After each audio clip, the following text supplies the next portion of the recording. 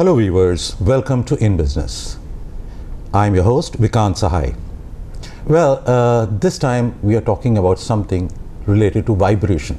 Yes, Goa will vibrate, and that to this very month. 17th, 18th and 19th of October, we are going to have in Goa one of the largest business accumulation of various people. About more than 500 international business delegates will come and deliberate on the Goa's business ecosystem.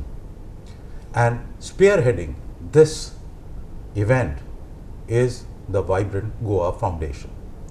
We have the president of the Vibrant Goa Foundation, Mr. Rajkumar Kamat, who will let us know all and sundries about these 3-day event and post-event also what is going to take place in Goa.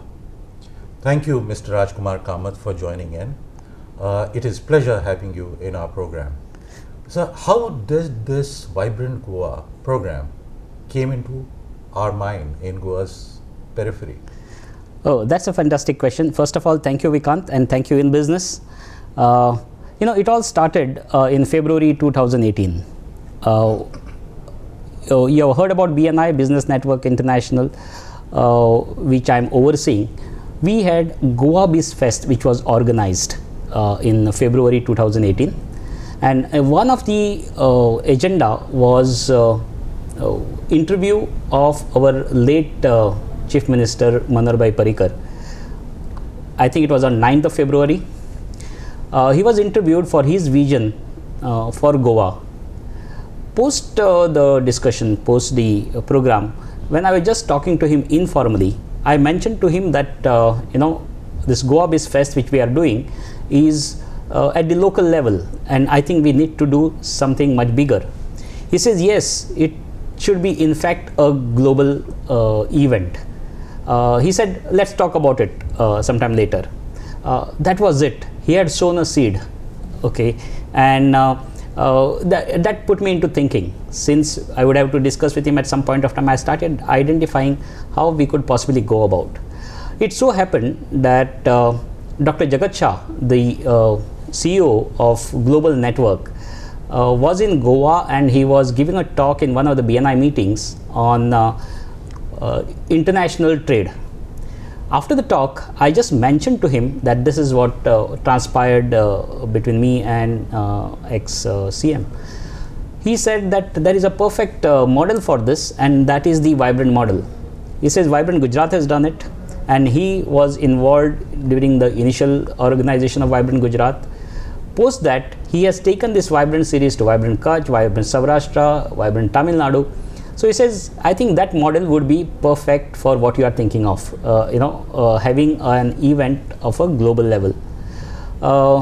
So now he said how the things can be done and how successful, but we were not sure until we see. So Vibrant Tamil Nadu was around the corner, and we went, myself and the core team of who was organizing Goa Biz Fest from BNI.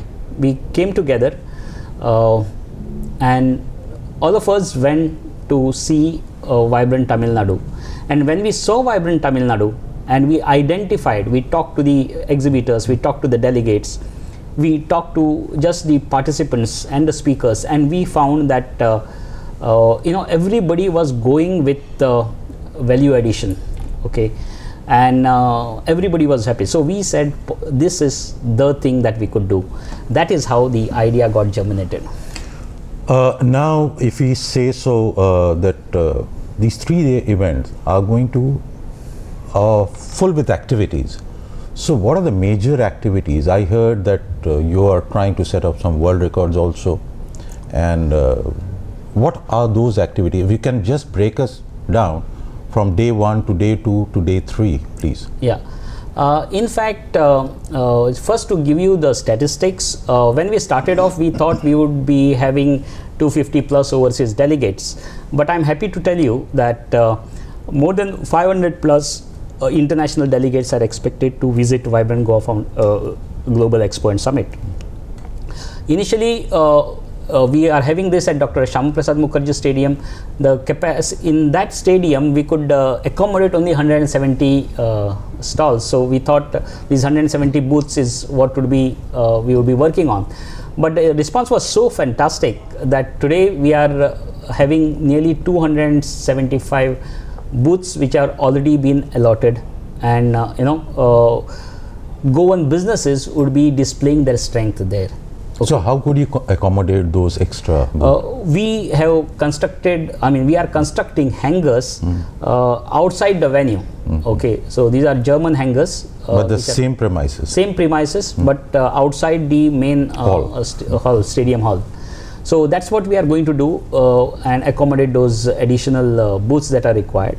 This will give Goan businesses an opportunity to display their strengths, which can be seen by the overseas delegates as well as national delegates who are coming. And we do believe that the discussions between them, because we are also planning B2B meetings for on an individual level, so that everyone gets an access to the people who are interested in their types of products or services. So MOUs will be signed? Yeah, in fact, as far as this is concerned, we can expect trade to happen, we can expect joint ventures to happen, we can expect technical collaborations to happen, and maybe in some cases people may invest in an existing unit here, so that they have a foot into the Indian market. So what are the highlights of the first 3 days? Yeah. That is 17th, 18th and 19th October. Yeah, absolutely. So this is, as we say, Vibrant Goa Global Expo and Summit. So there are going to be a lot of knowledge summits or knowledge sessions. We have on day one, a lot of them are country specific. That means how to do trade with, say, US, how to grow your export or trade with Oman, and so on. So nearly 8 countries we are covering up in this. Total, how many countries are participating? In fact, as the count now stands, it's 40 plus countries who are participating, and I think by that time it will definitely cross 50. Which are, of course, North America, Middle East, Southeast Asia countries are major. The rest, major delegates are coming from these areas, but delegates are coming from all over. So that is as far as the participation is concerned. The knowledge summits, as I said, on the first day are going to be this. Now there are some add-on things besides business that we are working on as a part of our promotional activity? Yeah, no, not just promotional. I would say our commitment to the community and commitment to the society and environment. So we are making this as a zero waste event. So it is a step towards zero waste. We are trying to minimize plastics, single-use plastics. Even the water bottles, we will not be having plastic bottles, but we will be having glass bottles there. So the flexes, etc., which are being used there will be converted into bags. Okay, we have outsourced this to a company who will ensure that ultimately it gets into a zero waste event. So either it will be reused or recycled product. Now besides this, we are having a few world records that we are making. That is with an intention. Okay, it is not world record for the sake of world record, but it is a world record to create buzz. We have Feni is a Goan drink. Okay, and we believe that it needs to be marketed much better. So it's now a heritage drink. Yeah, it's our heritage drink. So we therefore are creating the golden world record for the largest Feni cocktail. Okay, this is being done at Tito's, because all the paraphernalia is there, and I think that should create the buzz among the international delegates who are coming. Thereby, I would say promoting Feni across the world. Second, we are looking at the again golden world record for the longest painting, and this painting would be based on the will be focused on environment per se. What we are trying to communicate is that it is not industry for the sake of industry, but sustainable industry with responsible environmental mindset that we are looking at. Okay, and so that would be another record that we would be doing. So in fact, this is a very interesting initiative. It is called as a student intern buddy. So we have identified nearly 350 plus students from engineering colleges, MBAs, BBAs, etc., who are going to be assigned to each of the overseas delegate. The whole idea is they should be in a position to get an exposure to how the international business is done, how the various cultural differences need to be considered while discussing. 3 is how they do the negotiations, and 4 generally they would be building a rapport with this international delegates. So in short, I think it would develop their skills in terms of international business, and I think that contribution or value addition would be much more than what happens in a classroom, because this will be a practical hands-on training for them. What are the other new things which your Vibrant Goa has been adding, apart from that Vibrant Goa, Vibrant Tamil Nadu and Kutch and all those were happening? So how is it different from all other Vibrant series? I mean, if I look at Tamil Nadu was focused on food sector. We are focused on about 9 sectors which we believe are the existing sectors as well as potential sectors for Goa. Okay, these are the sectors where the Goan youth looks at it from an aspirational jobs point of view. So so those are the sectors which are there as a part of investment promotion of Goa as well. Besides that, as I told you, we are doing this as a zero waste. We are doing a world record for Feni. We are doing a world record for painting.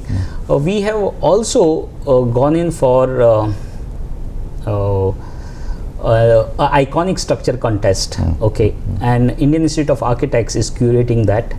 The painting record is being curated by Indian Institute of Interior Designers, and in this iconic structure contest, the architects, the architectural students have been invited to submit designs, okay, which showcases the essence of Goa. Okay, so they would be designing structures which showcases the essence of Goa. So that is the thing. The whole idea is to spark creativity as well as possibly come out with a good design which can be showcased in Goa, just like the Statue of Liberty or in US, etc. You've got excellent support from various quarters. All major business communities, the bodies, industry bodies, they have supported you, like Goa Chamber of Commerce and Industry, the GSIA, everyone. So how do you see now, what was the government's role into it, and what is the government role? Yeah, before going to the government role, I just want to add that while we have got this, the core team, the trustees of Vibrant Goa Foundation, which consists of Mr. Rasik Naik, Mr. Vinay Verma, Arman Bankley, Manoj Patil, Dinesh Dulapkar, besides myself, and our chairman Nitin Kokalekar. We have actually been working day and night, okay, and this group has been leading this initiative and ensuring that we tie up wherever possible. The principle is it is for Goa, so we would like to have all industry organizations on board, and accordingly I am extremely happy that the various industry organizations have come on board and are participating in one way or the other as far as this is concerned. What is the government role? But let me tell you, the government's role has been extremely critical. We have got very, very strong backing from the Chief Minister, Dr. Pramod Sawant, right from day one. Incidentally, he happened to be the go-to person for us when we initially thought of this, because Mr. Manohar Parrikar was sick, and our access to Mr. Manohar Parrikar was through Dr. Pramod Sawant. He knows the intention with which we have been doing this. He knows the genuinity of the whole thing, and has been supporting us right from day one. And after he took over as the Chief Minister, the support has really been absolutely fantastic. Okay, I believe the level at which this would have happened, but the level at which we have been able to take this is thanks to the unstinted support from Dr. Pramod Sawant and the Goa government. One last question. What happens after 19th of October? I mean, how does Goa look after this summit is over? Oh, this is a really good question, Vikant, because mind you, when we thought of Vibrant Goa Foundation and the event, the idea was not to just have an event for the sake of event. The idea is to boost business in Goa. The idea is to have business connection between Goan businesses and overseas businesses. Okay, that would continue. That would continue. So in short, it is the process, and it's a journey. It's a long journey. Okay. The event is just a startup. Okay, it's the sort of a launch of this journey, and the whole idea is we are going to have desks in Vibrant Goa Foundation for different countries. Initially we will start off with 2 desks, one for the western countries and one for the eastern countries.